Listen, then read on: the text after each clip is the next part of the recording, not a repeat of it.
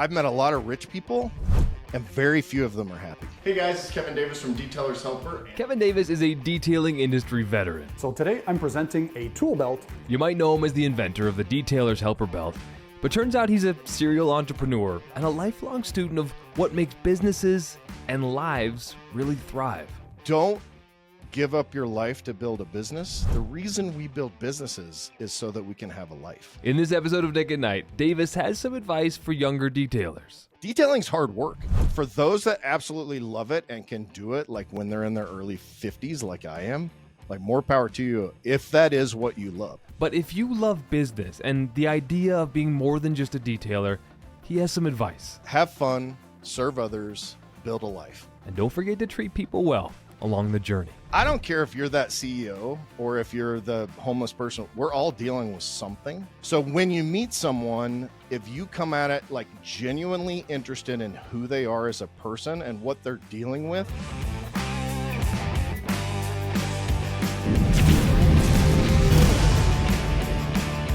If we're doing plugs, the House of Rags sponsors this podcast, so go to thehouseofrags.com and use promo code Nick at Night, NICKATNIGHT, for 10% off your purchase there. It's a way to say thank you. Also subscribe to the House of Rags and also the Detailers Roadmap. Let's get all that crap out of the way, so we can get into the... Someone's got to pay for this thing, right? Let's be honest. Detailers out there, they know there's a cost to everything. And That's right. There's a cost for your chemicals. There's a cost for your time. There's a cost for, the person who calls you and asks for a service, right? And anyway, someone's got to pay for it.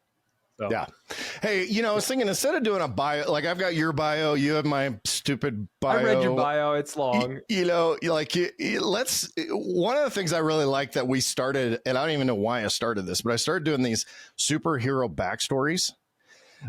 So basically the idea is that we all have this backstory, especially the detailing world, right? And guys that are a little bit more forward facing like you and I, most of the time when you tell, like you sent me this bio yesterday, I'm like, holy crap. This is awesome. I actually felt much better about my life when I wrote it out. I was like, that's right. I was like having a rough day, and I was like, oh, I actually have accomplished something. I've done something with my life. Okay, let's keep going. So, but I really liked what I want to do is I like it when people get an opportunity to hear who we're talking to. And this is a little different for the two of us because it's like interview the interviewer, right? Like it's like we don't normally talk about ourselves at any length, typically with this kind of stuff. So is that moonshine, by the way? It's in this little mason jar. It's white. And then I have some like electrolytes in there. So it looks a little opaque. So, I mean, who knows what I'm drinking? When you watch this on video, it'll make more sense. But he's literally, I'm from Oklahoma. So, that's typically what they drink moonshine out of. So, I mean, I love a good mason jar, man. It comes with some honey in there, whatever you got. And then you can reuse it for whatever you want later. No BPAs, no plastics, none of that kind of stuff. You got a podcast called the Man. What about Max Out Man's my other one. Yeah. Maxed Out Man's not drinking out of plastic. Come on now. That's right. No, and I'm not drinking moonshine either. Frankly, I don't drink alcohol. So When's the last time you had a drink? I have not had a drink in probably 2-3 years. I haven't had one in 40 years. Yeah. I just like when I was 12 was the last time I had alcohol. Really? Of any kind, like when we go out or whatever, and somebody will have like an interesting drink, I'll take a little sip of it. My wife's allergic to alcohol, so she doesn't drink at all. Okay. And so it's just not something that she bakes a lot with it, but it's just not something we, do you have any interesting vices or things that like occasionally you do to like enhance your mood? Sugar. I mean, not really a mood enhancer. I'm just totally addicted to sugar. Okay. So you're not perfect. You're not trying to. Oh, 100% not. But just, you want me to bring my wife in here? She will give you a list. It'll take an hour and a half for her to tell you how imperfect I am. No, sure. Like she'll to the point. So my wife's a baker, which makes having a sugar addict in the house really convenient for me. She locks up stuff, and we have 2 lockable freezers and we have 2 lock boxes in the pantry to keep, we call him Kevy. So at 2 a.m, little fat Kevy gets hungry and wants to eat whatever sugar is available. That's my thing. Right. So she has to lock it up. That's the only way to keep me out of it. That's my deep, dark secret. Well, because you may have seen this guy, Brian Johnson. He's Don't Die, Live to 120, whatever his whole thing is. But he's got a Netflix documentary now. He's hit the mainstream. He's got like 1.5 million YouTube subscribers. But he talks about like Nighttime Brian, and he has to like create rules for Nighttime Brian because Nighttime Brian likes to gorge on food, uncontrollably. So he just like sets rules for him, and I think it's interesting. Like I lose so much self-control in the evening that like you really have to kind of try to set out parameters for that if you can. Yeah, and I'm not a great sleeper, and I'm one of those guys. I always talk about a light switch. So literally, I'm asleep, and then I'm awake. Like there is no in between. And so when I wake up in the middle of the night, I'm fully conscious, and I'm hungry, and so my brain says, "Go get." And it's not crazy stuff. Like I won't go get, a cake. But if there is cake, I probably would eat some of it. What? Wow. And so like I have to plant for my like macros and all that kind of stuff. If I'm on my macros and on point, then I typically don't do it. But if I miss a few hundred calories in the day, or I don't get my protein or whatever, then I tend to fill that up with sugar. Are you an intermittent faster? Is that a thing you do? I've tried it a lot, and I get really pissy and angry.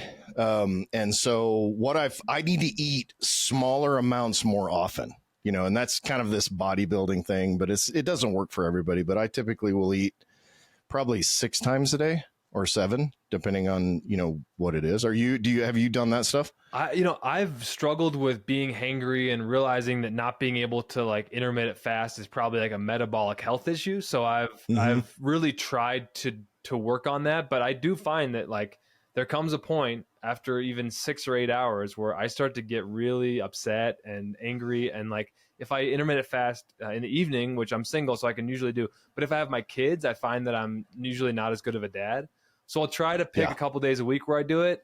And it works better for me to intermittent fast in the evening, then sleep it off, and then break the fast at like 10 in the morning the next day. If I decide to skip breakfast, I really struggle through the day.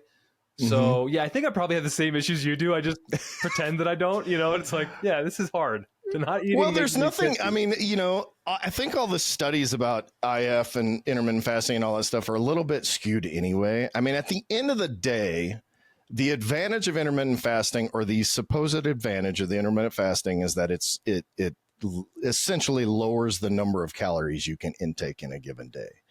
But that's a fallacy anyway, because most of the time, if you're only eating for 6 hours, you're just going to eat a whole day's worth of calories in that. You've now got weird insulin resistance and weird insulin response, which is what you're feeling. So your blood sugar drops. Yep. Just like with any fasting, if you go 4 or 5 days, your body gets in that ketosis and, all that crazy stuff. So it actually helps. But is it really happening after 12, 16, 18 hours? No, it's not. It really, in my opinion, and the research will say both things. But so my background, my degree's in exercise physiology. So back in the day, I was a personal trainer and read health clubs and all that stuff. Oh, okay. Wow. Okay. This would have been in like the 90s, late 90s. I'm old.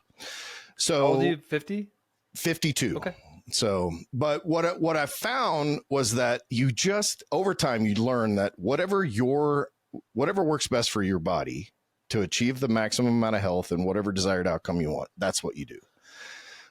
My wife is way less carb sensitive than I am. So I just started an 8-week cut for body fat. I've been kind of in a bulking season, which lasted from like Thanksgiving till like this weekend for some reason. Should have lasted way less than that.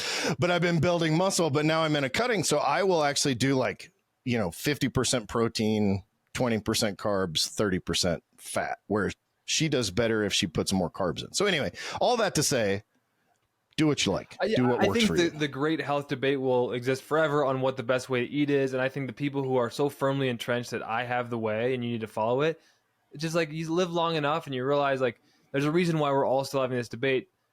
I think one thing as I get older, I'm learning is I truly need to listen to my own body and to be my own guru. And I know that's like sounds so kind of out there, but it's like, I got to trust what my body's telling me. The body will talk to you. How much we push through because we have to is a different story. But I just got off like a 2-week bout with the flu, and leading up to it, my body was kind of giving me signals, and I was like, "No, I'm pushing through. I'm a man. Like I got stuff to do, right?" But 2 weeks with the flu will humble the shit out of you. Pardon my French. And it was really hard. It was really, really hard. And yeah, so I'm just kind of like, trust yourself. Are you a rester normally? I'm not like Ivan. I definitely do rest more than like, you know, business partner, Ivan LaCroix, DIY Detail. That man sleeps 3-4 hours a night. Like he will outwork anybody. I have a little bit more balance than that, but you know, I've been an achiever my whole life. Like I get stuff done, but sometimes it's not as systematic and it's more kind of in the manic up and down phase of like, not anymore. I never do this now, but a lot of the ways I would achieve early in my life is like, I'll pull all nighters or whatever. And somehow that worked. That does not work as you get older. I mean, that is like the opposite of what I want for my life, unless it was an absolute emergency. But yeah, no, I get stuff done for sure. I get stuff done. I'm like a very achievement, goal oriented, focused person, but like not in the way of everybody, you know, and like, I don't want to be Ivan and I don't want to be Kevin. I want to be me. Right. So it's like, but yeah, no, I do get stuff done, but like if I am struggling and I can't get through and it's 3 p.m., like I'm not going to reach for the coffee. I'll probably take like a 15-minute nap, you know? And I think some people look at naps as like weaknesses. I've never taken a nap, but it's like, but no, I'm just, naps are the absolute best part of being self-employed. But it makes me better when I just give me a 15-minute pause button and then I'll be a kick-ass Nick for the rest of the day, right? Yeah. Yeah. How do you feel about that? I use this, I love naps. That's what I was saying. Naps are the best thing ever. Okay. So I use my Oura ring and I proved to my kids, because they didn't believe me, I'm like, I can go take a nap and it will register 19 to 21 minutes. I never get into deep sleep. I'm up and I'm ready to go. And they're like, you're full of crap. So I came down and I did it 3 days in a row and it was between 19 and 21 minutes. Wait, so how do you time the nap? Do you know that about yourself? So this actually will register when I go to sleep. So I know whether or not, if I'm not asleep within the first 90 to 120 seconds, when I lay down to take a nap, I'll get back up. Okay. So it's kind of like, that's just how my brain works. It's just on or off. Yeah. And so this will register when I fall asleep and then it registers when I wake back up. So I can know, but so the rule that they give you is either basically less than 30 minutes or more than 90 minutes. That's how you have to do your naps, because that it's after that 30 to 35 minutes that you get into REM and deep sleep. And if you wake up in the middle of that, like at 45 minutes, then that's when you feel like crap. Yep. Like you feel like you need to go take more sleep and all that kind of stuff. I love naps. So I don't typically take naps. I try to get well rested enough so I can just go through the day. But in these last 2 weeks, like, and I was like, it wasn't the flu. And then I've had enough people I've talked to. It's like, no, that was like the swift immune response. And then, but it was like 5 days in a row. I wanted a nap for an hour, and that's not like me at all. Like I don't want to. I need to be functioning and focused. And so that's when I knew my body was like, you're going through it. You know what I mean? And so, So you don't get sick normally. I used to get sick a lot more. Last time I got sick was after SEMA, and SEMA flu. That's always a good one. Have you ever caught the SEMA flu? I have. I actually had it, not this last SEMA, but the year before. Yep. I had it during SEMA, and we were shooting content all day long. And so like, if you saw me at SEMA that year, I was on and then I was out. Yep. Like I literally just had enough strength to be on for that 5 or 6 hours. And then I went home and the rest of the team went out. I was asleep. Well, so I talked to Todd Helm. So we're like talking some OG names here. Kevin Davis, Todd Helm, you know, because apparently we're all getting old. But I asked Todd about, you know, preserving energy during, and it was like the second to last day, and they had a celebration with Rupes that night. And he's like, I did go out last night. I'm feeling a little rough around the edges today, but it's the first night. I never go out during SEMA anymore. I'm like, you don't go out after? He's like, the juice isn't worth the squeeze. And I love that line. Yeah. An industry veteran says, because, you know, I look at the networking that can happen after SEMA, the SEMA show in Vegas, as like a really potentially great opportunity to like meet people and network. But there's plenty of networking opportunity during the show, man. I don't know. What are your thoughts on, I'm not saying going out and partying. You know, you could just go out, but it still feels like it's hard on the podcast. Yeah, I mean, it definitely weighs on you. There was a year where Michelle's had she's had vehicles. My wife has had multiple vehicles in SEMA that she's built or been a part of builds. And so we had a year where we had literally 3 parties a night. So we were going to 3 a night, Monday, Tuesday, Wednesday, Thursday. And you're not drinking. Then, you're just spending more time going out, meeting people, Yeah, just talking to people, being seen. We had sponsor commitments and all that stuff because we had some sponsors that we're dealing with this Jeep build and with the rally and some of the stuff that she did. And so that year was miserable. Like, we literally went back to our room. Actually, it was our RV at the time, but we went back to the RV. It was 10:45. We laid down to go to sleep, and someone else texted and said, "Hey, we got this event. Can you come?" Ooh. So it was like a movie. So we got back up, got dressed, went out, did it again. And like you said, we don't drink. So it's just, which actually helps because then it's kind of lack of sleep, but that's kind of it. Yeah. So what is your thought now on SEMA? Do you go out at night? No, we'll go to Rennie's party typically on Wednesday night. And then usually like Justin Day's party, I think is like Tuesday night. So sometimes we out. but I want to stay for like 45 minutes, right? Like, I don't want to go and be there I want to kind of make the rounds and say hi to everybody and, hey, how you doing? And that kind of thing. And then kind of go back and be done. So like, if I had a choice, like, honestly, probably I've been to SEMA 16 years in a row. And I think at this point it's about played out in terms of my desire to go. Like, now I'm representing Detailer's Roadmap and we're kind of going through all that and I'm there to help do shoot content and that kind of thing. But honestly, I think Michelle did not go the last 2 years. She was like, I'm out. I'm not going anymore. Well, Michelle is your beautiful and lovely wife who I met 3 years ago. At that SEMA, I did get the SEMA flu. 2 years ago, I didn't get sick. And then last year, I got the SEMA COVID. I think I got COVID 2 out of the last 3 years I went to SEMA. Well, if you're going to pick up something, because you're tired, you're talking constantly. Yeah. It's loud. So you're like doing that face talking thing from Seinfeld. Yeah. And so like you're exchanging spit with people. Oh, that sounds really gross, but imagine that the next time you're talking to someone super close. Yeah. If you go out, they're all super loud. So you're doing the same thing. So like it's the breeding ground. I've gotten SEMA flu twice out of that amount of time. Okay. But that's it. So I'm I know that Rennie's party was super loud. And so it was like shouting to people. And this last one was better. That other event being on the inside, I was like, I'm lit, like you were doing the same thing, like screaming into each other's ears to try to hear each. I'm like, I'm out. This is too loud, Rennie.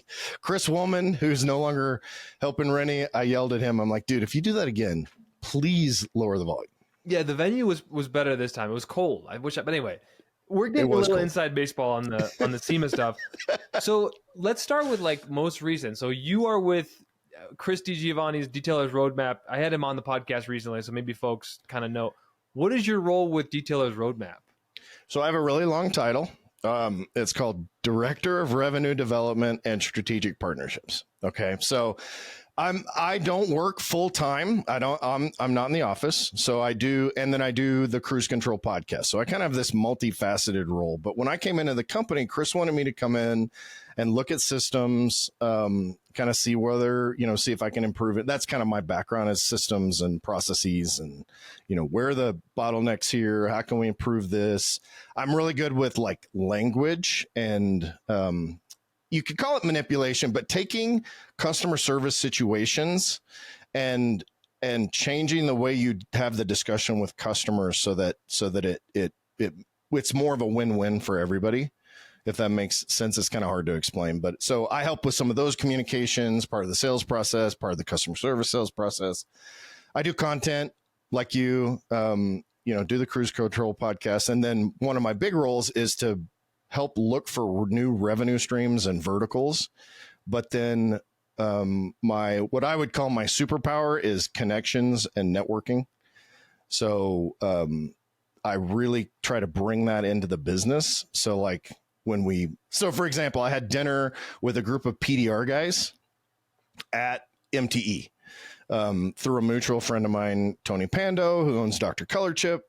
And so we started talking. I'm like asking this guy who's a very prominent guy in the PDR industry. I started asking him about the industry and what the technology is and all that kind of stuff. And so I'm going to visit his shop after we go to Corey Carruth's Verge event for Seacor's Finest. That'll be in DC in a couple of weeks. So long answer, but that's kind of what that would be a great example of kind of what I do. And then I'm going to Dallas this weekend to Gas Monkey Garage with System X. We're going to kind of do some stuff with them. Gas Monkey, if you don't know, did the Fast and Loud show on Discovery Channel. I've known those guys for a long time, just through other avenues. But so it'll be fun. We'll kind of go and do that. So that's a long-winded story about what I do with Detailers Roadmap. Well, because you've worn a lot of hats and probably still do. And I knew you early on, you know, with the Detailers Helper belt. Yeah. I want to talk about the thing. You can go to detailershelper.com. Yeah, let's talk about it. Let's talk about it. We got a promo code for me? Can we get a promo code? 10% off? Yeah, we'll do. I'll throw in a 20% off coupon for Nick and Chris. You could yell at me later for conflict of interest, but it's okay to talk about Detailers. How can they get 20% off the detail? Tell me about the Detailers Helper belt. Do your thing. All right, so I'll give you the quick backstory. So I was detailing a '69 GTO black for Barrett Jackson, basically, is what I was doing. And I had just finished the rear quarter. I put my feet under the door and I was like, where is all my crap? Where's my polish and towels and all that stuff? They were on the back lid and the floor behind the car. So I had to get out. Well, I come from a DIY construction background. So I've always had tool belts. It's just electrician. When I do electrical work, I always have tool belts. So I was like, why the hell does this not exist? Found out that there was one that existed, which is a knockoff crappy tool belt that literally will scratch anything. No offense to the people that make that or brand that. And there's now a Chinese knockoff of that same crappy belt. So it's a crappy knockoff of an originally crappy belt. So don't buy either of those. Perfect. So anyway, so then I sewed the first one on my sewing machine, my wife's sewing machine, made the belt. We sold a ton of them. It's been on Air Force One and all that kind of. It basically, we showed that it saves like 30 minutes per detail minimum. So you spend 60 or 80 bucks, you'll make about another $3,000 a year by buying it. So the problem we had, like I said before we started, is that it lasts too long. It's made very, very well. I've got guys like Claude Harris in California. It's like, here's my original OG that I bought in 2012. I'm like, thanks, Claude. I appreciate that you didn't spend any more money with me. But in the last 13 years, like, it's just, you know, and so it's a not a consumable product. So from a brand standpoint, but we have a consumer brand that came off of that, and I have a janitorial brand that also we make private label version of that belt, a totally different brand for like SC Johnson, like the Windex company. Wow. So that turned into, so we make more per quarter from that deal than we probably have ever made for Detailers Helper, honestly. So wow. How does all this happen for you? That one was a weird one. This is kind of an interesting story. So I got reached out by, and it's on their professional side. So SC Johnson basically makes this cartridge type system for cleaning. So you basically have all you need is a water bottle, and then they have these cartridges for, you know, APC and Windex and disinfectants and all that. And so they use them for major stadium cleaning, and the way they used to do it's super inefficient. So I get on the phone with this vice president of acquisitions, of product acquisition, and we're going through this like presentation that she had presented or that she had done. And she's like, what we really like is this belt right here. We're wondering if you could make me one of those. And I go, well, that would be super easy because that's my product that we have a patent for. And I already know how to make it. And I can have you a prototype in like 2 weeks. And so it was just a done deal. And so that, you know, we don't make nearly as much margin on those, but it was they basically just order a few thousand a year, and, you know, we make some money off that. And it takes me like maybe 5 hours a year to sell to them. So it's so super you say easy. Your superpower is the networking. Like, I'm wondering what of your gifts we could translate to the masses. Like what do you have to teach about the power of networking, or how it's done well without being, you know, selfishly about me getting something? Like how can they harness what you've learned about the power of connection and networking to maybe further their life or their business? Dude, that's a great question. So the way I always put it is I have developed, and I had like 8 different schools when I was growing up. My mom basically it was, long, sad story, but whoever she was shacking up with at the time, that's where we lived. And so I moved a lot. So I had to be able to make connections very quickly, even from like 7, 8 years old on through. So the way I describe it is making a conduit between yourself and, I mean, whether it's like a $200 million a year, multi 10-figure guy, or someone that or a homeless guy, whatever, you can use those kind of economic demographics as a basis, is to, you want to be interested in who they are before without an agenda. Like when I meet famous people or whatever, which we've had the opportunity to do, I'll use the line sometimes like, I don't really care that you're famous. I'm interested in who you are as a person.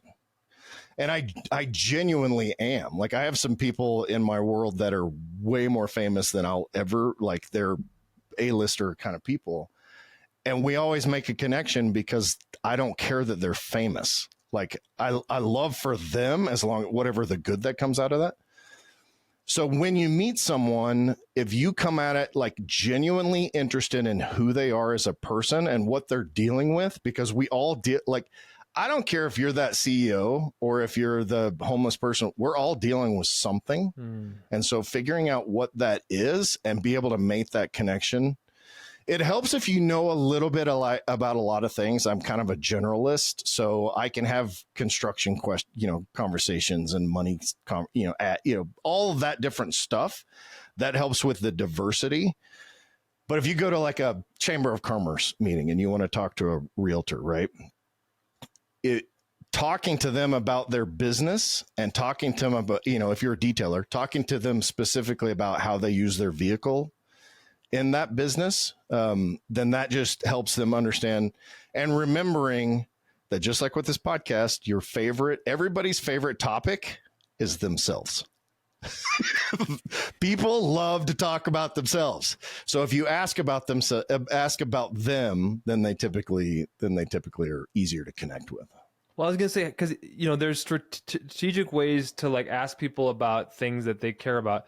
But how do you care about stuff? Like if you're just having a rough day and you like don't really like, there's got to be an element of like faking it. Like you can smile on the phone and people can tell, right? I heard that piece of advice, and that's a good one. That's not being selfish. That's like, how can I show up for this conversation better?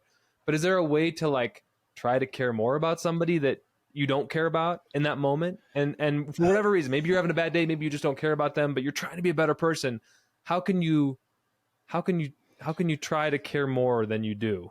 You know what I mean? I have resting bitch face. So that's always a challenge for me. So like, and I stand a lot with my arms crossed. If you're listening to this, my arms are crossed right now. Poor body posture. Poor body posture, which is just comfortable for me. I actually am not closing myself off to conversation. Like I'll use a bad behavior example. If someone is in most cases, if someone is an asshole, there's probably a reason that they act that way. Like, they call it her story or his story, right? Everybody has a history. So if I can try to recognize that, hey, what's going on with this person? Like, are they having a bad day or whatever? And just try to be a positive. And you could get kind of woo-woo about this. I'm not really a woo-woo kind of guy. But I kind of am, so we can go wherever you want with this. Well, I mean, it's okay. But I mean, if you're really trying, like you have to have an empathetic spirit about you to like genuine, because here's the problem is because we, especially as business owners, you have to get out of I'm going to make this connection so that, right? You have to get rid of the so that, because if the so that is to sell them something, then you're lost already. If the so that is so that you can make a genuine impact in this person's life, then that's a win every time. Like I want to be. So one of the things I started doing probably mid last year is I try to catch people off guard in a positive way that makes their day better. I'll give you an example. I do this all the time. Give me an example. It drives people that I'm with kind of crazy. So, so I fly a lot. So when I get on a plane, if the flight attendant, there's always somebody right there at the door, right? And they're doing that, same routine, hello, blah, blah, blah. I will pick something out, whether it's like their eyes or a smile or their posture or the way they're greeting people or whatever. And I will just say, hey, I just want to let you know, you have, your hair is so cool, right? Like we were at an event we were at an Audubon event, and there was a girl, a black girl sitting at the bar by herself, right? So there's a story, right? There's already a story as why she's there by herself and all that, which it could have been fine. She had the coolest hair. It was like super curly and had this orange and red and all that kind of stuff. And so what's our normal tendency, right? To maybe think, oh, that girl's hair's cool.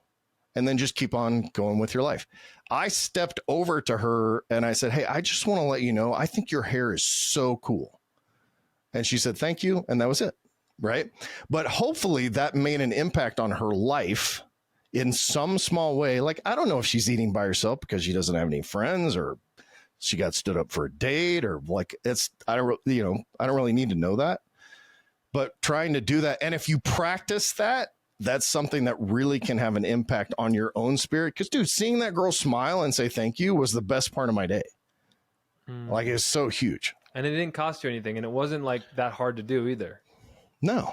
Right. And it works for our interpersonal relationships too. Like, if I walk through the kitchen, my office is right off the kitchen. If I walk through the kitchen, first of all, it's mandatory that I slap my wife on the ass. That's mandatory. I have to do that. Is that good for because how long you been married? Almost 30 years. I mean, drop some wisdom bombs. I just interrupted the flow of where you were going with that, but I want to know about that. No, but that's like, if I think to myself the thing is that most of us have these positive thoughts all the time. And most of us forget that other people can't hear them if they're in our head. Right. Like, so, walking through the kitchen, if I happen to notice that she looks, she and I work out. So if, like, when we're working out, if I notice how awesome her back muscles look, I will freaking shoot a video and show her, this is what I see. Look how amazing these muscles are coming in, because we've both been bulking. And so it's just constantly making that practice. And yes, the answer to your question is that's a moral imperative. If your wife for some reason doesn't like it, we need to, you can kind of work that out, figure that out. But like, or just like putting your arm around her, like kissing her on the neck, all of those kind of things. I can honestly say my marriage is better now than it was 10 years ago, and it'll be better 10 years from now than it is right now. That's what my honest belief. What advice do you have for, detailers out there who, like me early on, you're kind of deciding on, do I spend time with my family, or do I take this on as like a second job and try to make detailing happen at the expense of time. Right. And, I ended up in a situation where I got divorced. It's a complicated story, but like, I know I can't be alone. And even if it hasn't happened, the big D word for a lot of folks, starting a detailing business, it puts a strain, because a lot of detailers spend a lot of time on these cars and you don't get your time back. So I guess you've been in the industry as an OG long enough. Like, what advice do you have for folks out there? Well, you said it right. You don't get that time back. Right. And so if you have a special project that you need to have done that requires, 3 days, a week or whatever, that requires that kind of sacrifice, and you are sacrificing, there's no such thing as multitasking. You're just prioritizing one thing over another. So if you need to prioritize something for that amount of time, that's great. Just don't keep doing it week after week after week. And have that conversation with your spouse or girlfriend or husband or boyfriend or whatever, whoever it is, kids, to say, look, this is something I need to do for this short amount of time, and then I can do it. And like, let's say, and if you need to do that week in and week out in order to build this side hustle into an actual business, you should give yourself sort of a timeline and be cognizant of the effect. Like, just going balls to the wall and giving all of your energy. And we'll get woo-woo again, but you only have so much emotional energy, right? Like, you can't give it to your significant other, your kids, your friends, your family, if you've given it all away to this side hustle.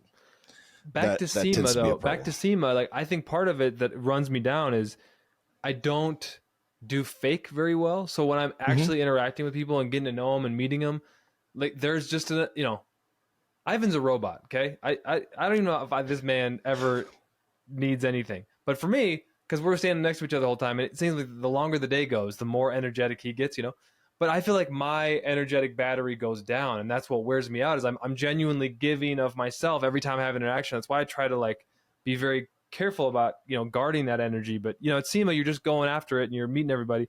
It just really does seem like you only have so much, right? And when I give, I'm genuinely like, I'm there.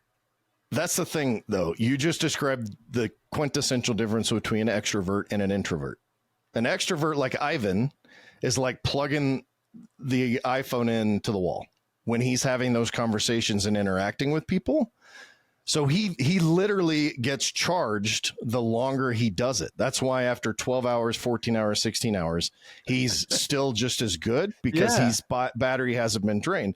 Whereas people like you and I don't know if you do this, but I actually, when I'm in like SEMA, for example, because I'm a performer, right? I like the right. So you get on, do you do the thing where you're like, I call it being on. So like my personality, whenever I'm in a situation like that is, not 2x, like 1.5x of who I normally would be. Yeah. Right. So you're giving 50% more than you normally would. If you're an introvert, and I'm naturally, believe it or not, an introvert also, which is funny that both of us are more forward facing.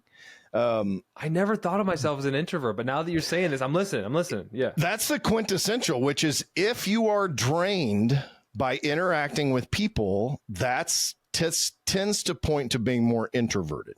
If you are energized by being with people, that tends to be more extroverted. And there's a continuum with that. I can be with people all the time and still feel okay about it and be on, but then I need a couple of days, maybe to recharge. For Some people are like, my daughter, she can do like one party and then take 2 weeks to recover. She's just a supreme introvert. Really?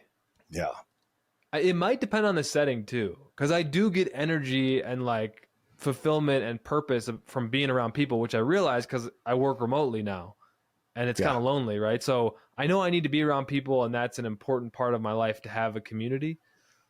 Maybe SEMA is a unique thing where it's just a lot. And well, let me see if this resonates with you. My daughter reminded me of this the other day. She goes, I love it. I love to see you when you're with your people.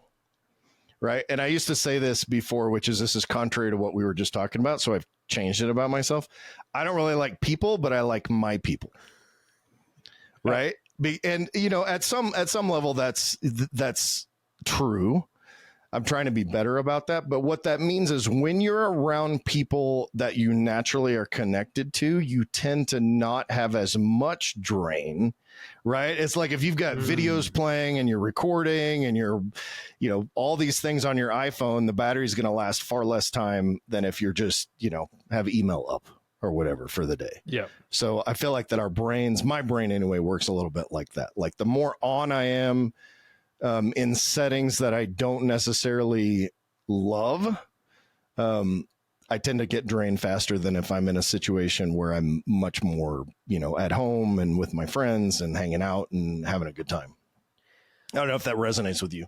Yeah. And I'm thinking about the industry now. I guess maybe I'm going off into a different place. I was thinking of like, I used to be a professional detailer, mobile shop. Now I'm, one of the faces of DIY detail. And I think of you as like, I don't think of Kevin as a detailer. I think of you as an industry guy, but your roots are in detailing. Could you tell me a little bit more about some of your roots and then how you got to this place? Because I think a lot of people love detailing like me, but maybe your aspiration is something more. Maybe it's to run the business instead of doing the detailing. And maybe it's to be working for a company. Maybe it's to start your own company. There's the aspirational aspect of not being the everyday in a mobile setting or shop setting. I also kind of like miss that too, but I wonder kind of, is your heart with detailing? Do you still detail? Like how did you get here?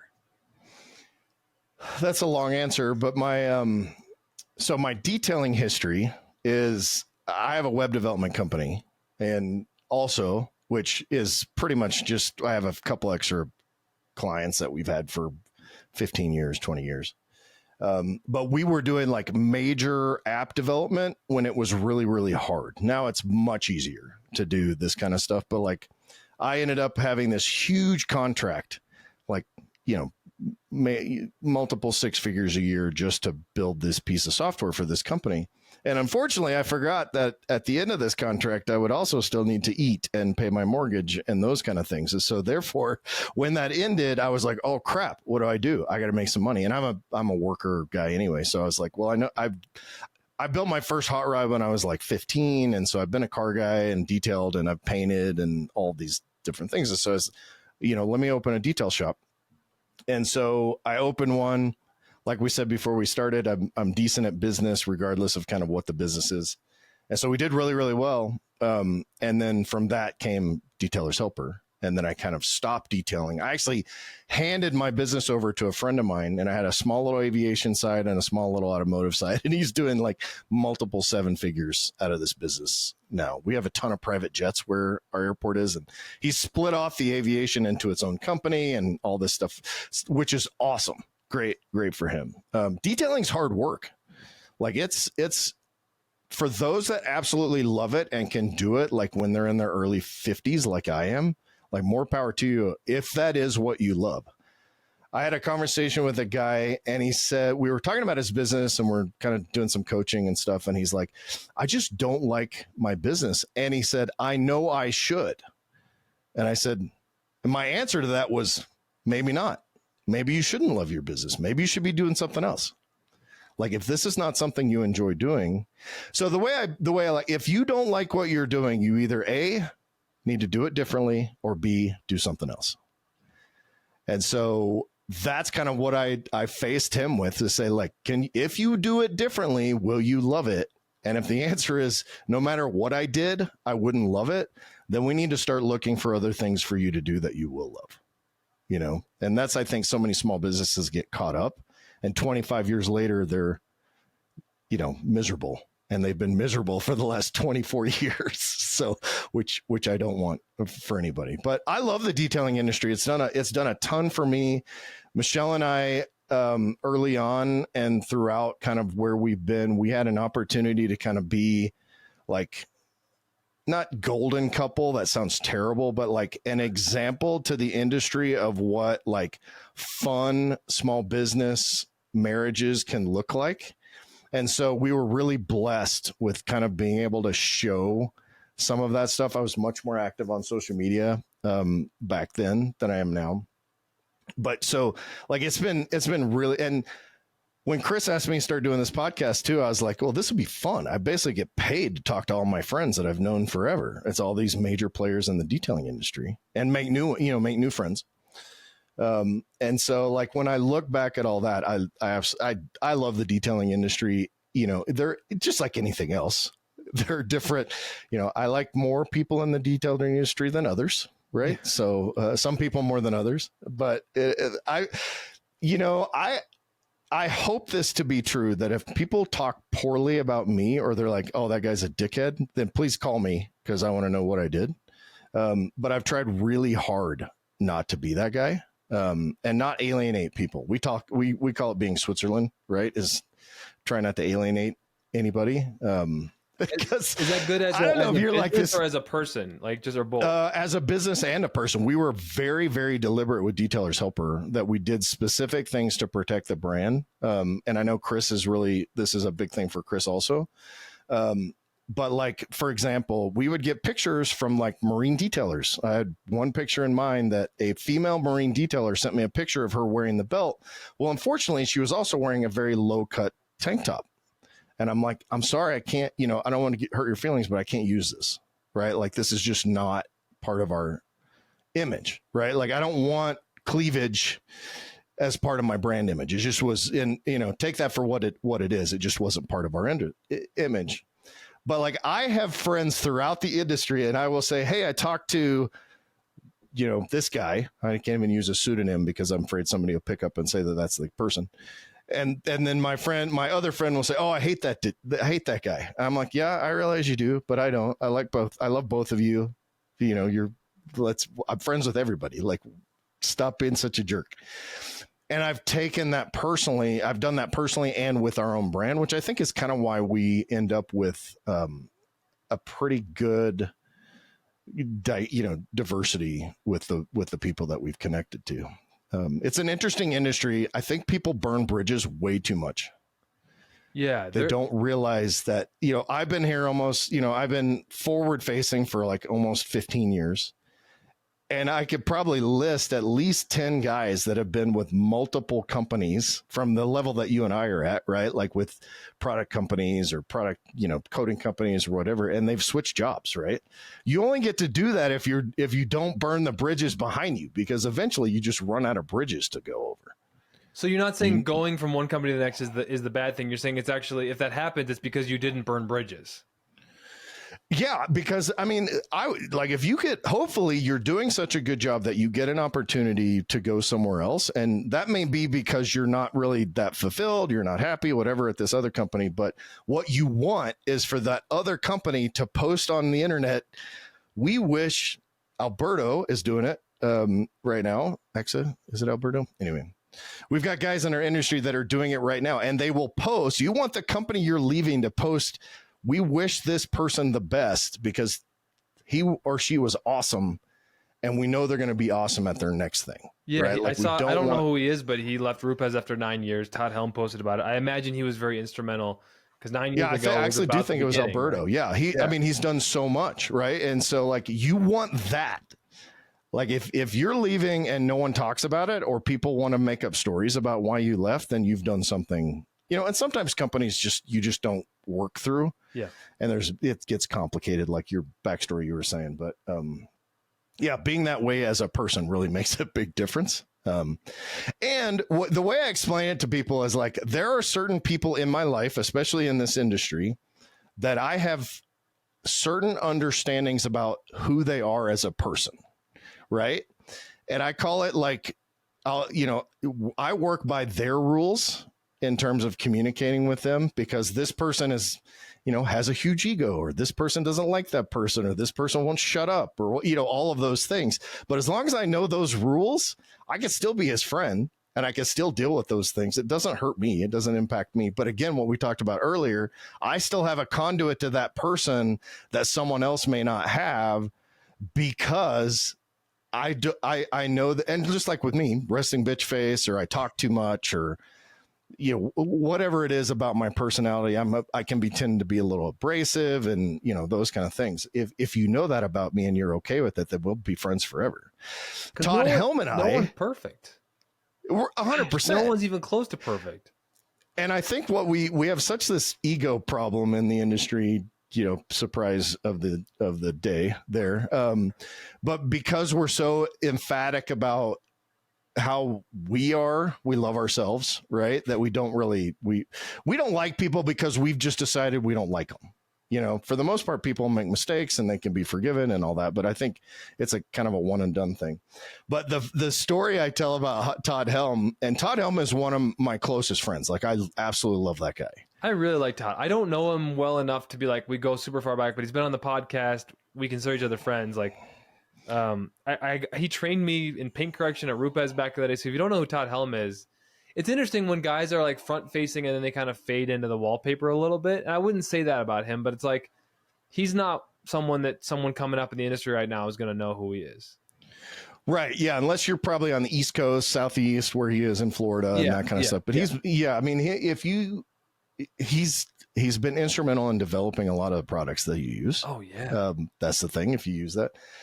But when we were at there used to be this thing called Detail Fest. Bob McKee from AutoGeek, when he owned AutoGeek, is freaking genius. Because as vendors, you paid to go to this event, Detail Fest. Then you sold your products, but you're selling them out of the stock that AutoGeek had already purchased. So you just paid to work for Bob McKee for the weekend, essentially. Yeah, because you're selling them, at a discounted price to AutoGeek. So you're doing the AutoGeek's work. That's amazing. Okay. So it was a great event. We had a great time. And, that's Ivan. I remember one year it was raining. Ivan was across from us. Anyway, but back in the Opticode days. But the first one we went to, this is like our first, we had just launched the product. And so we were in the lobby at the Holiday Inn Express, which is across the street from where Auto Geek is, somewhere in that area. And I overhear, yeah, there's just some new company that wants to make a detailing belt. They're trying to be like our company and all that. And I look over, it's freaking Todd Helm. I had never talked to Todd in my life. And like he was talking smack to me and Michelle at breakfast at like 6:30 in the morning. Wait, about you or to you? Well, sort of to me, sort of about me. Like he was talking to himself, but it was for my quote unquote benefit, right? So that began our friendship, really, because like we didn't connect that much during that thing, but then over time, he and I have become very good friends. He's one of the nicest guys. He really will do anything for you. Yeah, and I think like that's the thing. So I met him at this Rupes training, and I just thought he was really cocky and abrasive, and I maybe was right, and I maybe misread it a little bit, and there was also a couple of people in the class who weren't taking it super seriously, and they were smoking a lot of weed in the parking lot, and it was kind of a party, I think that was maybe just like distracting a lot of people. Looking back, he mentioned that there was one person who kind of annoyed him, and he was distracted. So, but no, Todd's a great dude. Todd's a great dude for sure. But that's another example of like making that little thing that started off kind of quote unquote weird, because I then at some point he and I got to know each other, through whatever circumstance. And I don't even remember the exact circumstances, but then that built one of my closest relationships, right? Like I could take what he said at the Holiday Inn and just be like, F that guy. I don't want anything to do with him, which tends to be what most people do. Or you can look for opportunities to say, let's, that guy's funny. First of all, that was hilarious that he would do that when he didn't know me and I was with my wife. But make that connection, right? Like that's sort of a big way that I've tried to handle myself in life in general, but especially in the industry. Do you and Michelle have kids? Yeah, we have two. We have 26-year-old and 24-year-old daughter. So any advice on parenting that you feel like has worked or not worked over the years? It's funny because like we really raised independent, strong young women. And the problem is that then you have to deal with independent, strong young women. Okay. So we butted heads a lot, but they both have a really strong work ethic. I'm not the new thing, which is not new, there's kind of like gentle parenting and love and logic and all that kind of stuff. Like that's not really how we did things. And I've made mistakes along the way, but like consequences, some sarcasm built in. We always talk about our, family love language is sarcasm. But like, this is a terrible fatherly example, but like they will tell me something and that they're sort of struggling with. And my answer is like, have you tried not being a little bitch about it? Yes. And like, what's funny is that they will actually call me for that talk, right? They know in their heart that there's something that they're dealing with that all they need to do is like suck it up and get it done. And that tends to be if they need emotional support, they call Michelle. Yeah. If they want more excitement and all that kind of stuff. But for me, it's like, I want to prepare them for the realities of the real world. And I think, how many kids do you have? They're 8 and 9. And, 8 and 9. Okay. My son just had a rough soccer practice where he's crying a lot because he fell down a lot at practice. Was getting pushed around a lot. And it was his first time being to practice in a while because he has another activity at school. So that's gotten in the way of getting him to anyway. And I'm just like, I want to say like, don't be a little bitch. The world is really hard. And I'm trying to kind of say that in a less aggressive way. And he's getting more emotional and crying. And I'm like, what in the hell do I do? Because like, this is sports. This is life, dude. Like I love you so much. I'm trying to get you ready for it. And it wasn't working. It wasn't landing right. And I don't control how he's parented over there. And I'm sure, it's different parenting styles. And I'm trying to figure out how to raise this man to be like someone who feels his feelings, but also don't be a little bitch, dude. This world is fucking hard. Sorry to swear. Like, and there's going to be a lot worse things that happen to you, and get ready for it. Get up. I don't care if it hurts a little bit. Like, you got to keep going. And like, how do you balance all that? It was tough. Like, I'm still kind of processing it because I know what the world's like, you know.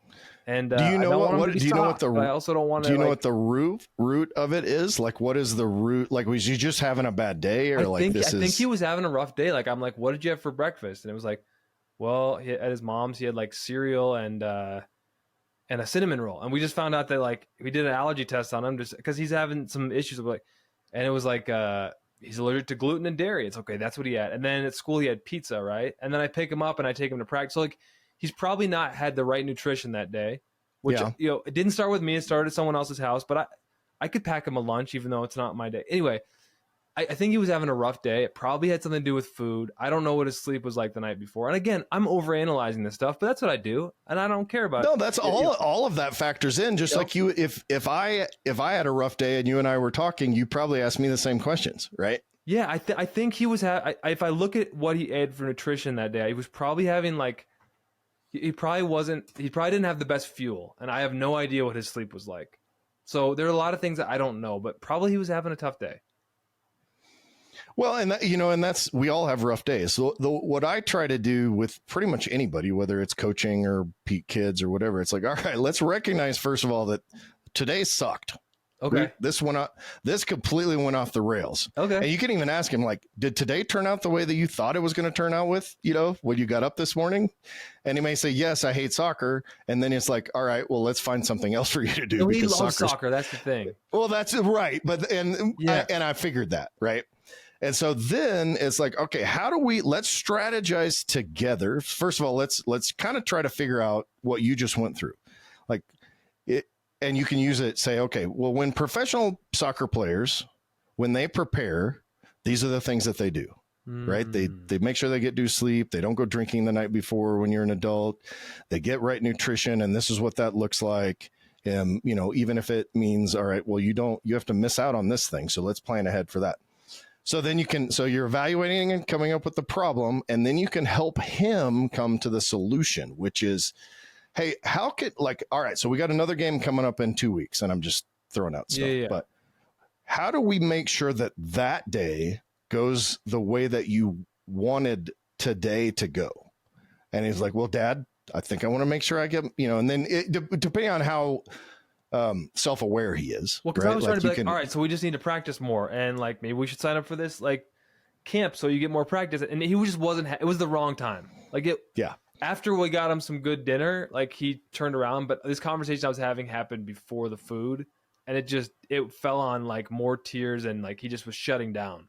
And everything I said. Well, and like, you can do that and it's hard in the moment, but you can say, hey, I definitely want to talk about today, but because I want to help you. But let's get some food in first and, you know, kind of walk through those things. But I think if you can help him figure out, let's together identify the problem, but then help him come to the solution, even though you can tell him what the solution is. And you can guide that. And this is what I was talking about before with communication. The idea is to guide that person to the solution that you want them to recognize. Right. You need him to recognize that he needs good nutrition. He needs good sleep. He may have to skip pizza when all of his other friends can't do it.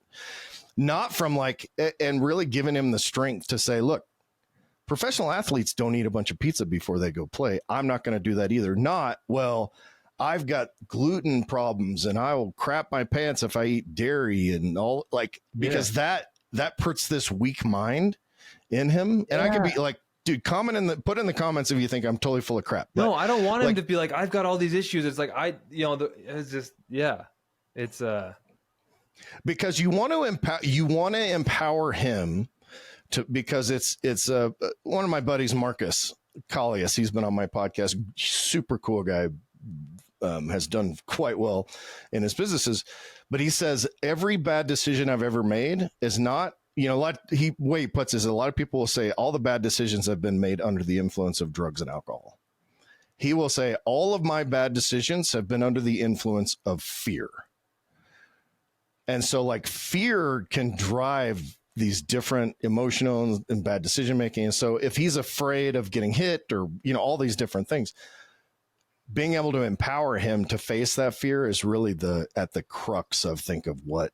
And you could take it one step further. It's like, all right, if you are afraid of getting kicked, by the other players, then what we're going to do is for 5 minutes before, we're going to kind of go, and you could show them an MMA video. We're going to do it the MMA guys, and I'm going to kick you in the shin for the next 5 minutes. Have you ever seen those guys that do those? What MMA guys do is they actually, or you can have them do what they actually do, which is they'll kick like a board or a log or a tree to toughen up their shins. So they will over and over kick things. Oh, so because he was saying he was getting kicked a lot in the shins. I'm like, you have shin guards. He's like, well, it was still getting hurt. And I'm like, yeah, so you can have my mind was like, don't be a little bitch, you know, but I was like, I don't think it was that. Yeah, but like you can, and so you have to implant the idea in his mind and say, hey, you know, I know you're getting kicked in the shins a lot. You know who else gets kicked in the shins a lot? MMA fighters. Do you think they're weak or strong? Well, they're strong. Like if the kid resonates with, I want to be strong, right? Like you got to figure that part out. And then you can show him a YouTube video of those guys literally kicking logs or trees or whatever and say, do you think that hurts less or more than getting kicked by another 8-year-old boy? Yeah. Well, probably more. It's like, okay, so what do you think about this? Why don't, like, once a day, put your shin guards on, go in the backyard and kick, you know, there's got to be some post or wall or something, then he won't get in trouble by mom by kicking, right? Yeah. And like have him start conditioning himself. But in my mind, if my goal is to empower my kids, to make them feel strong, independent, and then be there when they're not, to try to remind them that I have coaches. Marcus is my personal life business coach too. Like I have him to say, look, you know, this is what you're supposed to be doing, and this is what you're currently doing. So how do we get there? Do you think it's important for men to have a coach or a therapist, or, you know, no matter how successful you are, what do you think is good for us? I think every person should have a coach of some sort. And that's not just because I offer that, you know, I do that also, but I don't know any successful business person that doesn't have a coach.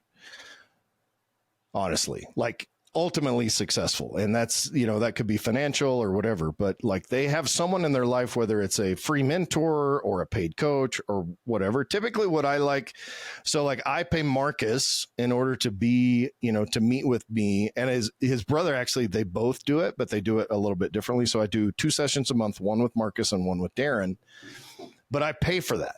And the reason and they don't need my money. Let me just say this right now, that Marcus does not need my money, but it adds value for me in order to be able to pay for that and to make sure that I'm committed to what I'm doing. Because if he was giving it for free, then I wouldn't do it. But he's also a mentor to me. We've gone on trips together. He's one of my best friends and really feeds into my life.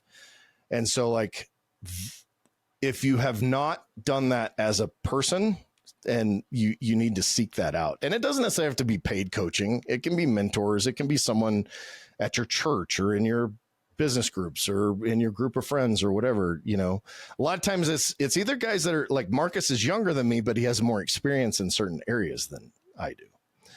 And so we work well together because I have something to offer him as well as he has something to offer me, because you need that synergy together. Again, back to what we were saying earlier.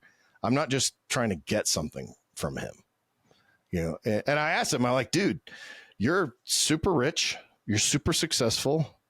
You're 6'4" and a beautiful man who's ultra fit and on fitness magazines. Like, what can I do? Like, how do I know how you fit into my life and feed into my life? What do I bring to the table? And he said, dude, being around you and seeing who you are as a person takes me from a 9 to like a 9.5 out of 10. And he's like, that makes such a huge difference in my world that I can't get enough of it. And so that's where that synergy, that's just an example of how the synergy thing works, I think. So, So get a coach. Yeah. Do you have one? I don't have a coach. Yeah, I think it's super important. And you know, you can kind of, well, I mean, like Ivan probably speaks into your world a little bit. It's different because I think Ivan has a coach too, which tells you something, because Ivan usually has an answer for everything. And if Ivan has a business coach as well, I think it's another vindication of what you're saying is like, to, you know, excellence. You just you're always learning and growing, right? Yeah. Well, and like we call it, Marcus calls it following the recipe, right? Like if I want to make the Southern Comfort apple pie that my wife makes, which does have alcohol in it, but it cooks out. Yeah. It is the most awesome apple pie you'll ever eat. It is so good. If you ever come to my house, I'll get her to make it for you. All right, cool.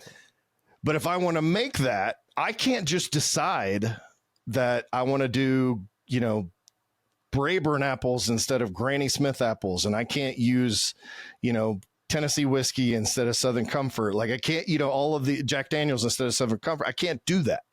In order to achieve the results that she gets, I have to follow the recipe that she uses.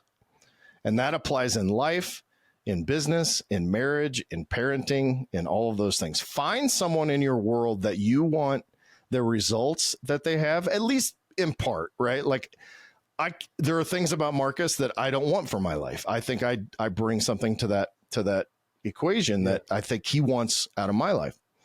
But I want to follow, like if I look at his fitness, he owned a supplement company and was a fitness model. So the dude is like a specimen. But if I want to have that physique, then I need to say, hey, what do you do for macros and what do you work out and what do you do all these things? I'll follow that recipe. If I want, it would be difficult for me to have the same sort of trajectory with business that he has. There's so many other factors.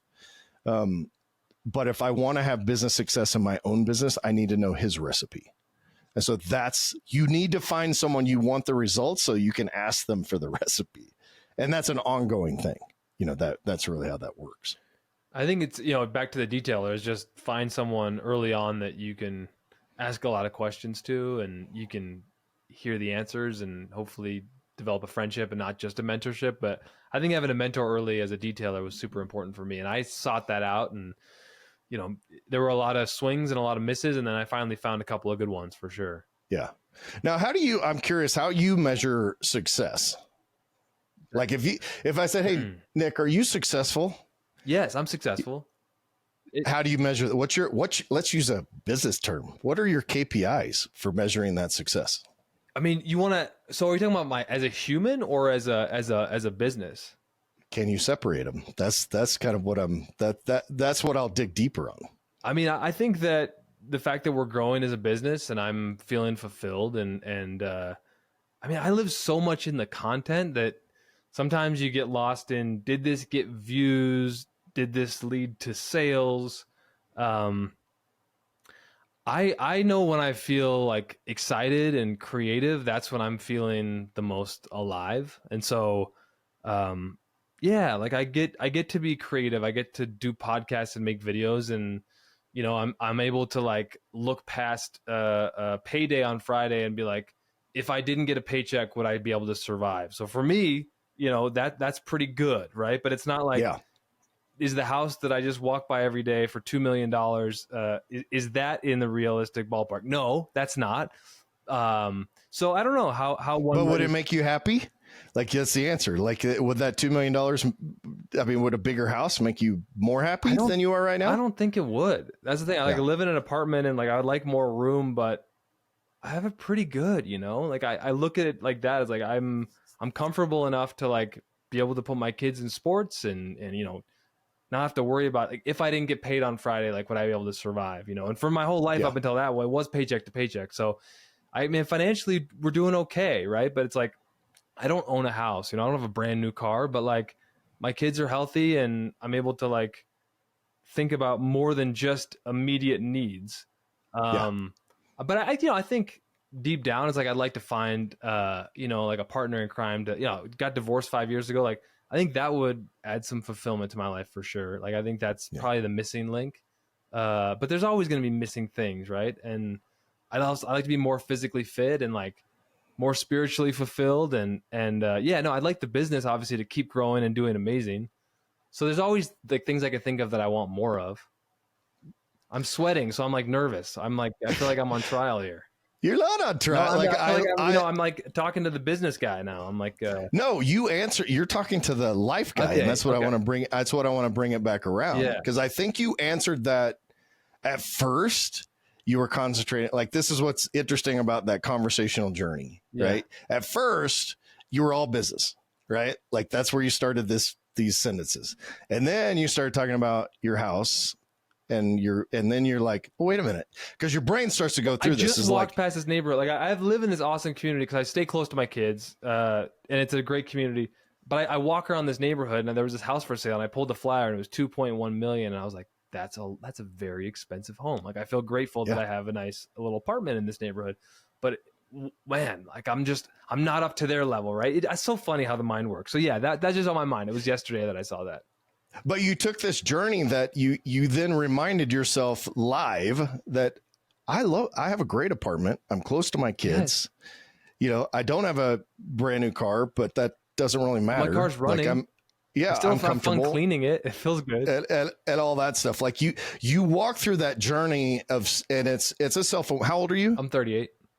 Okay. So at 38, when you were 23, you probably didn't have this self-awareness, but it's having that self-awareness to recognize that your definition of success is changing as you get older and as things change for you. Because I think if you ask most 23-year-olds, what's your definition of success? They're like, well, I want to buy a Lambo.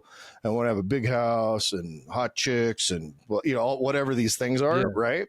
But it's very materialistic in nature. And it's not a sustainable measure of success long term. Like it's just you just can't sustain that. Because I have never met I've met a lot of rich people and very few of them are happy. And we're talking about majorly rich people. Very few of them are genuinely happy people.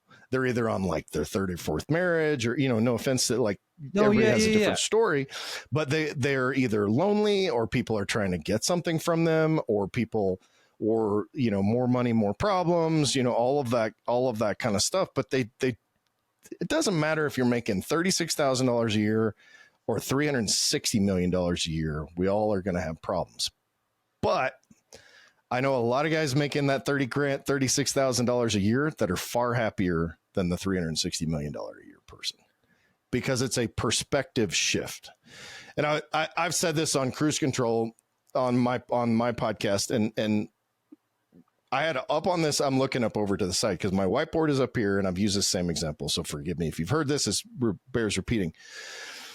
I had all my numbers for the year on this board down to how much I need to make per day in order to hit this goal and all this stuff. And it was 10X and all that stuff, unrealistic business numbers.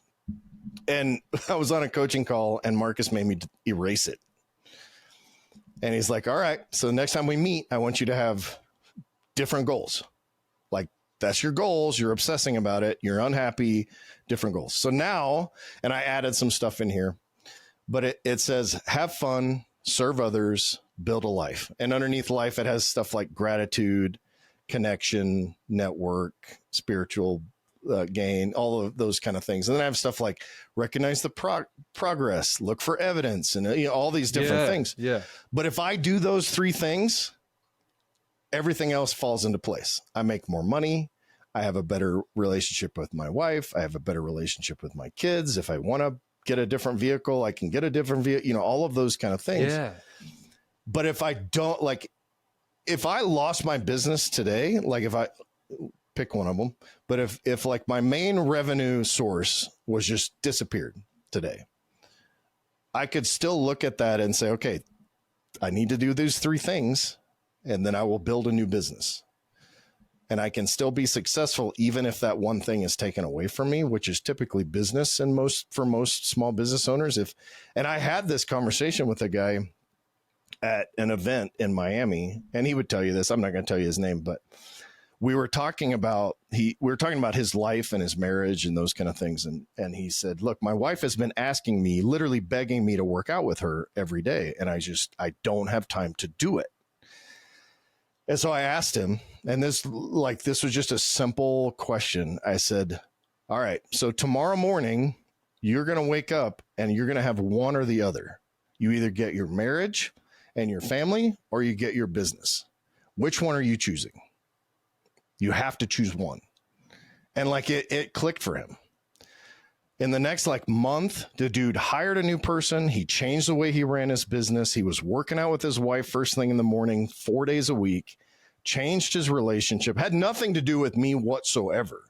I just asked that question that separated, okay, so you do have that time. How do we figure out how to make you realize that you have that time?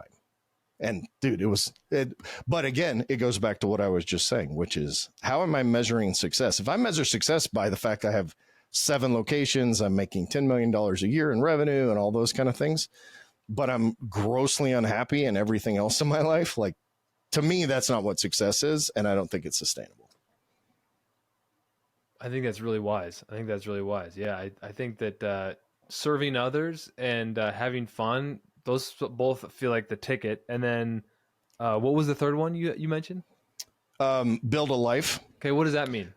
So like my big thing is, don't give up your life to build a business. The reason we build businesses is so that we can have a life, is so we can have the life that we want, whether it's freedom or, buying toys occasionally and those kind of things. But building a life means, like, I want to look again, like, if you take away my businesses, is my life a success? And I will say, absolutely. My kids are happy. I talk to them, every couple of days. My marriage gets better all the time. I'm healthy.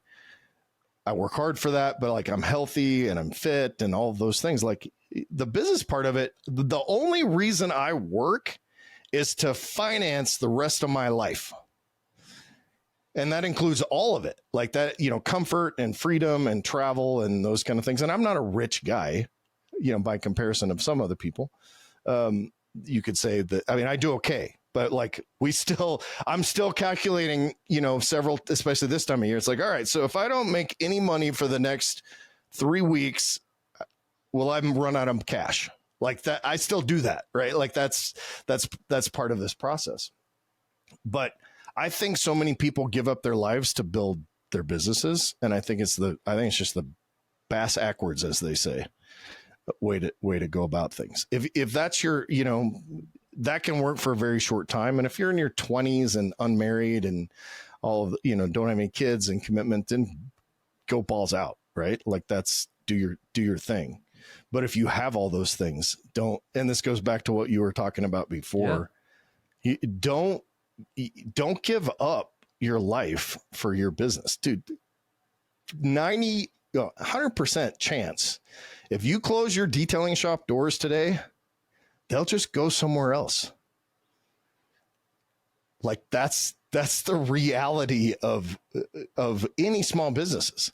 Like, if I close one of my brands today, they'll just go buy it somewhere else. Like, I'm not curing cancer here. I'm just trying to sell products. And I think we get so caught up at, like, especially in detailing, because that's where the ego bites you in the ass. I am so caught up in how freaking important I am that I'm making this car shiny. I'm like, I said it many, many times, and probably on this podcast, like, we're not curing cancer here, man. We're just making shiny paint. I do love, in this world we live in, the a bit of the rat race and a bit of the chase and the success and like building this business and getting views and driving sales. And like, honestly, when people are writing in the comments, like, thank you, you've helped us so much, like, that means a lot to me. That's really fun. But when I'm really contemplating, like, this flu the last couple of weeks, if I don't have my health, what do I have? And if I'm not prioritizing, like, my relationship with my kids, what do I have? And then, having fun too, it should be a North Star, and like connection, right? And that's a big thing for me too. Again, working alone, is we're about to head to Omaha, and I'm really excited for it because I thrive. And I find, like, a few months after the last trip, I feel a little stagnant, you know what I mean? And so what steps do you take to stay connected? I've worked out of my house for almost 30 years. You do? Yeah. So I've only had a real job a couple of times. So unfortunately, there's a couple of communities in Salt Lake that I'll go to, but that's like an hour drive, where I'll go to meet up with people or do stuff. So the activities and the people that I probably hang out with are an hour away. So that builds in a 2-hour drive, and so that makes it a little bit of a prohibitive thing. Yeah, but like I have friends all over the world, right? And after this conversation, I feel like we've gotten closer and made more of a connection, which is awesome. Yeah. But like I have almost no friends here locally, and I've lived here for 22 years. Are you in Montana? Yeah. Okay. So I'm listening. Teach me. What do you do? Yeah. So I'm in Montana. I mean, I'm a car guy. If I want to have a car show, I just have to go sit in my driveway, basically, because there's no car culture here. I don't hunt. I am kind of like, I'm more of an alpha male type guy just in general, but I'm not a hunter. I've been hunting a couple times and it's stupid in my opinion. People who love it, man. But like, dude, if that's your thing, that's your thing. People think hanging out and talking cars is stupid. I like to build cars and build stuff or whatever, but I just like, there are not a lot of guys, and I'm an entrepreneur, serial entrepreneur. There's not a lot of those kind of guys that are in my, general sphere. So I have to do this. Like, this is what I do to connect with people. I, have phone calls and Zoom calls and Google Meets and all that kind of stuff, because I don't want to use the excuse of proximity to stop building relationship. Like by the time we're done, I'll be like, hey, Nick, why don't we have a call every couple of weeks? Or I'll just check in with you, right? Like we'll text each other or whatever, just to have that connection. And, that's another thing that I talked about, like making sure you don't give up these, this building a life is like, when you think of that person during the day, and I posted on Facebook about this, that person that you thought of today, you need to reach out to them. Like, even if it's a simple text, because Chris said the same thing. If you don't, so Chris and I do that a lot. But I have this one friend who I keep reaching out to, and he's my college roommate of 3 years. I thought he was my best friend forever, and we just lost touch and just barely texts me back ever. Like, I feel like I've tapped out on trying, and it breaks my heart. And that's fine. Like, I think that's perceptive. I think that there are some I think all relationships for the most part of that type have a timeline. They're situational. I had a really, really close friend when I was building the Cobra. And we spent a ton of time together and talked and all that. So I finished my car. We kind of just didn't have anything else to talk about. And that relationship was pretty much done. And that's fine. I feel okay about it. Like, he went on with his life and I went on with mine, and totally okay. I think we have seasonality with relationships, especially when you're talking about things that were 10 years, 15, 20 years ago. I think some of those friends, like very few of them. And I have a friend of mine, Joe, who like his group of friends that he went to college with, like there's like 10 of them, and they get together like 3 times a week. Wow. At some point, like for men, like, and he's my age. And so like for men to have that at that age and to have sustained it is enviable to me. Cause I love that. Yeah. I love that connection that he has, but it's for most of us, it doesn't really happen, especially as guys, Yeah. So just don't give up. Check in with your friends, stay connected. I remember especially, just like what I was saying with saying nice things to people, we have these thoughts all the time, but we're freaking lazy. Or we're afraid or whatever. Like, dude, I'm 52-year-old guy, right? Like, so for me to compliment a woman in her 30s, there is a risk associated with that, right? Like, you don't really I think about that, but I do it in such a way that it's not creepy. At least I hope if she perceives it that way, that's her problem. And it almost I've never had that happen. The fear that I have has never occurred. Okay. But like when you think of these things, which we all think about, assuming we're decent people, just say them, whether it's a loved one or a friend, text the friend, call the friend, whatever. If it's within your personal relationships, like with your spouse or girlfriend or kids or whatever, definitely go over the top in communicating those kind of things. Cause it's like, we only have so much time, and you never really know how much time you have. That's the deal. My grandmother was 103 when she died, and I've got some longevity in my family, but she actually called us and had us come visit because we were the last one on the list to come visit her. Right after that visit, she died 4 weeks later. Most people don't have that opportunity, right? Like you were here and now you're no longer here. Like most of us can't plan those relational, happy endings, so to speak. Yeah. Right. you never know. We really don't know how long we have for sure. So say the nice thing to the person that you're thinking about. Maybe we could end on that positive note, Mr. Kevin. I like that. And go out of your way to disrupt someone's day in a positive way. We are so routine, whether it's at the checkout stand or, on an airplane or just walking down the street, disrupt that person, but and add some positivity, because you never know. Like, dude, they could be contemplating no longer being on Earth, and your positivity may change that for them, at least for today.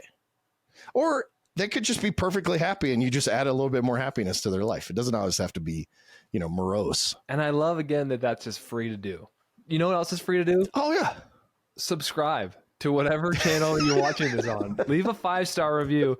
And don't forget, 10% off at thehouseofrags.com with the promo code Nick, ATNIGHT. And then how can they get 20% off the Detailers Helper Buck, Kevin, if they've been watching this? Go to detailershelper.com and use the code Nick. I will make that happen right now. And if you mention the podcast from Detailers Roadmap and this podcast, I know that the guys at Detailers Roadmap, Patrick, is typically the guy you talk to. I'll let him know that we have some ways to sweeten the pot a little bit for you. I wish Detailers Roadmap was around when I started my business. I would be all over that, because, man, it's a tough road, starting a business, and y'all have a great team over there. So that's the reason I came aboard. I was like, dude, this is the best. Like, I've been a part of a lot of teams, and it's probably the best one overall. That's so cool. They're just really good, fun people. So this has been amazing. This was great.